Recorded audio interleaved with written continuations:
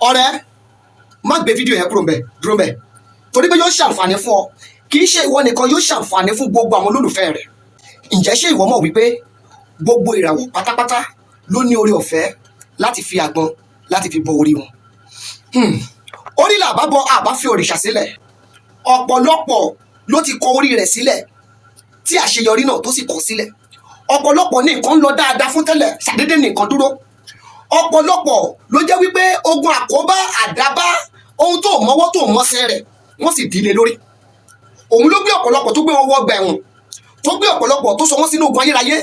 Wo jẹ́kísá ẹ̀rọ ilé tẹ́lẹ̀ yìí, gbogbo nǹkan pátá ló lè fi ṣeré. Gbogbo ẹni tó bá fi ẹlẹ́dàá rẹ̀ ṣeré, ó fi òní ọ̀la ó fi ṣeré.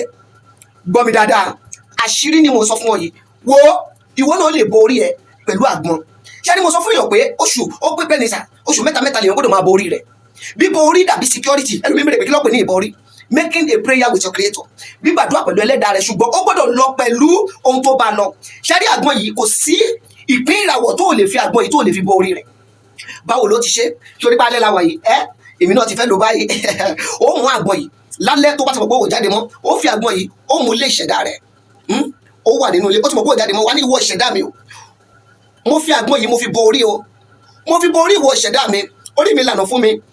Nítorí wípé ọ̀nà àrà lomi gbà wọnú àgbọn, ọ̀nà àrà ní kémi kí n rọ́nà gbégbà, kí n rí bá ti ṣe wo gba àwọn àdúrà yẹn dáadáa. Orí mi gbére pàdé mi, má gbé ibi pàdé mi o, ire ni kò gbé pàdé mi. Ṣe àdúrà yẹn dáadáa kó wá fi sábẹ́ ìgbèrí rẹ̀ sùn mọ́jú.